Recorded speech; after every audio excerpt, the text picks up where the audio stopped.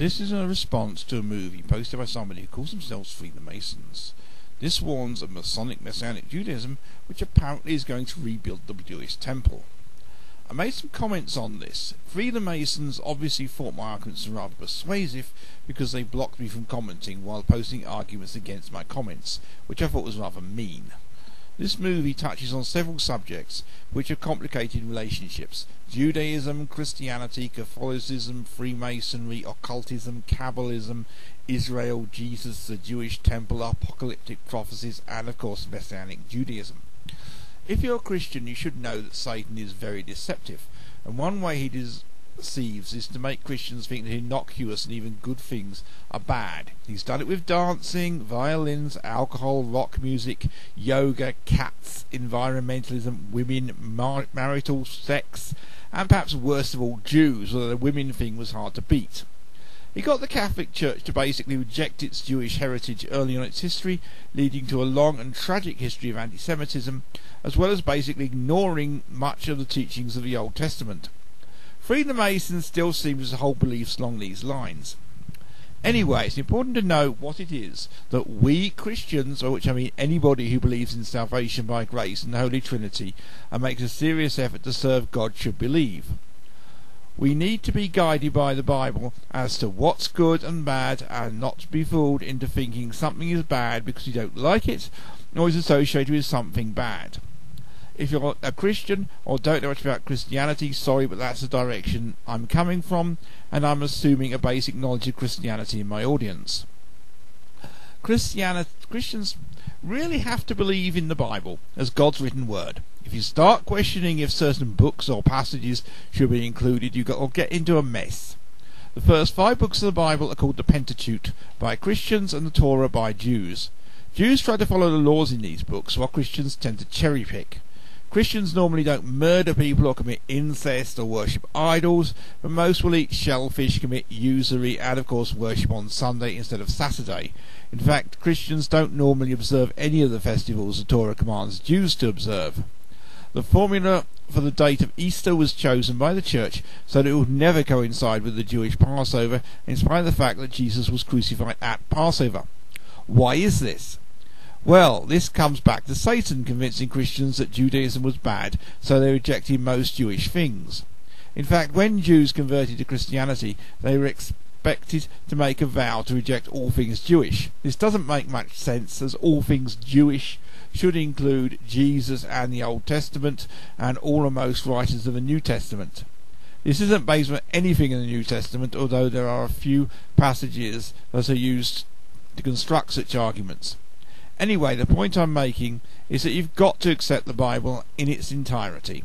Freemasons became particularly irate when I mentioned a prophecy in Ezekiel, and I rather got the impression that he, she, or its problem was really with Ezekiel. Christians believe that Judaism was originally a real revelation from God, but went off the rails rather when it rejected Jesus as the Messiah. However, I don't think the Church turning against Judaism so viciously really helped. Without Judaism in the Old Testament, Jesus has no credentials as the promised Messiah, fulfilling ancient prophecies, the Son of God, the Son of David. Obviously what we believe doesn't change the truth, but our beliefs should be based on evidence, and most of the evidence for Jesus being God and the Messiah comes from the Old Testament. It should also be noted that much of Jesus' teaching is attacking the Sadducees and Pharisees for adding man-made laws to Judaism. Catholicism, although usually considered a form of Christianity, perhaps the largest of serious problems. I think even most Catholics will admit that. I would agree that Christians should be opposed to Freemasonry. I've never been a Freemason because as a heterosexual man I have no interest in joining an almost exclusively male group. Firstly, it's sexist, usually allowing only men to join. There are a few female Freemasons, but I think it's largely a smokescreen against accusing Freemasonry of sexism. Apparently the breast-bearing and Masonic initiation rituals is to make sure the candidate isn't a woman. Either that or Freemasons get a kick out of seeing other men's nipples.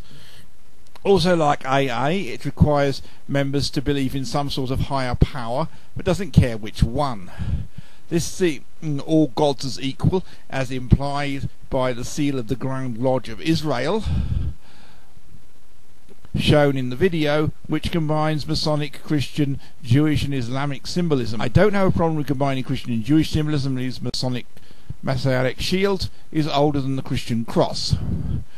Should be enough for Christians to be disgusted with Freemasonry and oppose it. I guess that means Christians should oppose AA, but I'm not an alcoholic, so this probably isn't my problem. Freemasonry seems tailor-made as a gay dating agency, and there's even a Masonic order of David and Jonathan. Then there's the whole thing about not usually knowing who the Freemasons are, so they're thought to conspire by giving each other preferential treatment or even organising conspiracies.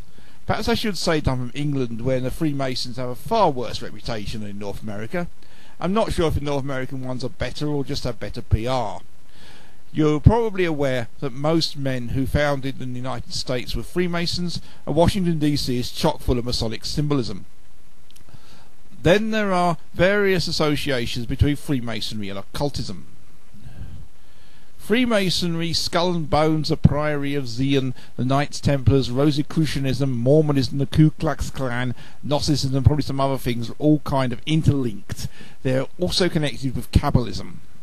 Is this some huge conspiracy or just a mess of trivial things and stupid people? There is such a thing as emergent behaviour, where a group of things obeying certain rules can behave in strange ways as if it's thinking. Do we have something like that going on here? Freemasons movie claims that there are strong links between Freemasonry and Judaism, particularly Zionism. I'm not really sure about this. What I do know is that Freemasonry claims to be derived from the stonemasons who worked on King Solomon's temple. Most people think its real origin is more recent, and Solomon's temple was mainly built of wood. In case you don't know, this was the first of to date 2 Jewish temples, which are thought to be located on Temple Mount in Jerusalem. A lot of Masonic rituals revolve around the murder of a man named Hiram Abiff, who supposedly worked on Solomon's temple. The name Hiram does appear in the Bible in the context of Solomon's temple, but there's no mention of him being murdered. The Holy Royal Arch ritual is based heavily on the book of the prophet Haggai, and claims that Zerubbabel redeemed his family. This gets around the problem of Jesus being the rightful king of Jews in spite of being descended from King Jehoiachin.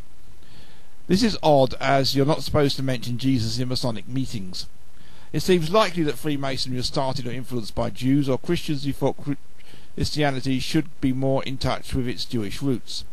It's certainly thought to have assimilated the Knights Templars, who spent some time doing archaeological work on Temple Mount, and, contrary to popular conception, had a friendly relationship with Islam. I can also see why Freemasons might be interested in building a new Jewish temple. Perhaps it's also worth noting that the Nazis sent Freemasons to concentration camps along with Jews and some other groups. I'm not sure why. Then their pseudo-scientific racist stuff doesn't make sense, has more to do with the occult teachings of Madame Blavatsky, the founder of the Philosophical Society, than science.